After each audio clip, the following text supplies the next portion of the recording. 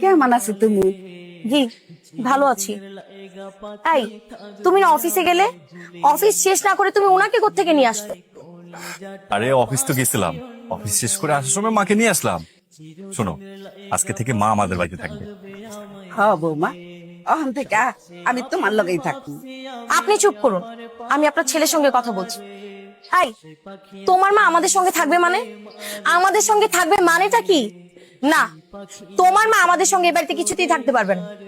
এমনিতেই বাড়ির মধ্যে আমি অনেক কষ্ট করে থাকি, আর এক্সট্রা করে তোমার মায়ের জন্য আমি কোনো রান্না বাড়া করতে পারবো না।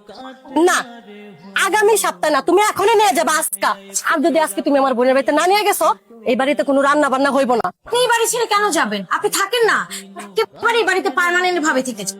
আপনি আসছেন না আমাকে বাড়ি থেকে তাড়ানোর জন্য, আপনার আর কষ্ট করে তাড়াতে হবে না, আমি নিজেই চলে যাচ্ছি। না মা, আমি তোমার তাড়ানোর লেগে আহি নাই, আমি আইছি। তুমি তুমি বলি একলা থাকা আমার গোলাই তুমি আর আমি একসাথে থাকবো, কত আনন্দ হইব। আমার একটা পোলা, আমার তো আর কেউই নাই।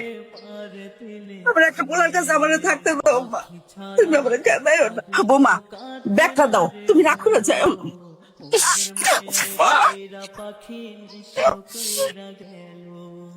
তোমার কত বড় সাহস!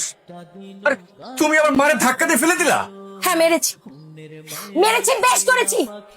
তোমার মায়ের গায়ে আমি হাত দিয়েছি বলে তুমি আমার গায়ে হাত তুললে? তোমার মাঝে আমার সংসারের মধ্যে অশান্তি করছে, এগুলো তোমার চোখে পড়ছে না কেন? শুধু এই মহিলাটা যেন এই বাড়িতে না থাকে। চুপ, একদম চুপ। তুই অনেকক্ষণ ধরে কথা বলছিস আর আমি শুনতেছি। এটা তো শাশুড়ি মা, শাশুড়ি মা যদি নাকি তোর নিজের মা হইতো, তোর পার্থি কার ধাক্কা দিতে? এত বড় একটা অন্যায় কইরা আবার তুই আমার মুখে মুখে কথা কই। হ্যাঁ, এমন কইরো না মা, আমার অনেক কষ্ট লাগে। কইলাম কি কইলি বুড়ি? আমি আমার বোনের বাড়িতে আইছি, তোর এটা সহ্য হইতেছে না?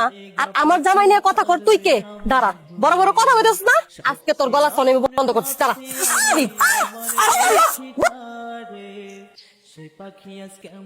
মা!